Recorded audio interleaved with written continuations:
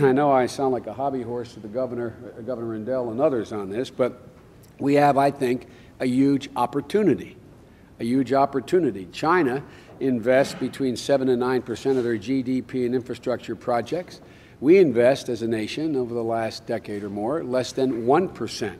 And there's a reason that when you turned on the Olympics to watch them this past summer, you saw a Medlev train going over 200 miles an hour in supposedly a third world country in terms of its economy, blowing into town, dealing with the environmental problems they have, as well as transporting people in a way that we don't even come close to being able to do.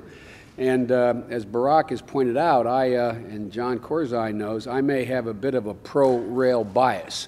But I think that, think of the jobs we can create in both construction and innovation if we make similarly bold investments here in the United States, as well as the environmental payoff that flows from that kind of investment. We all know the criticism. We hear it, that Japan invested over $1 trillion in infrastructure and nothing happened. Well, it's all about how rapidly we can get these projects up and running. And many of you, if not all of you, have on the boards. Engineering has already been done, plans that already are ready to go that can be kicked off very, very quickly.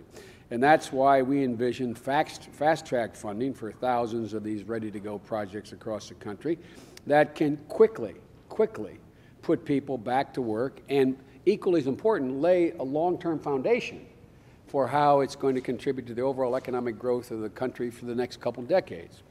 In the longer term, we're calling for the creation of a national infrastructure reinvestment bank that will help us to make investments that we need to build out the 21st century transportation system while creating jobs and as was pointed out by the President-elect earlier and by Governor Rendell, by taking politics out of the infrastructure spending.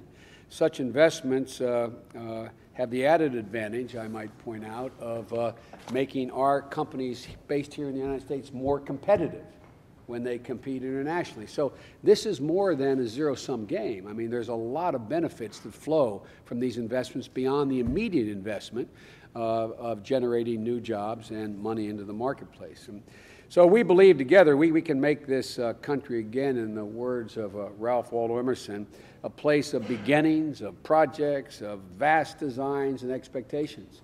And despite all of our challenge, I'm struck by the hopefulness that not only the people of America have, but you as governors, you as leaders have.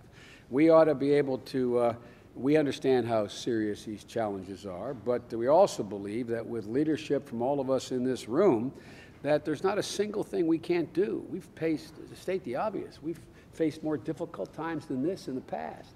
And perhaps most importantly, in my view at least, the President-elect, Barack Obama, understands that change is a means, not an end. And together that we can change what used to be there to what is going to be there.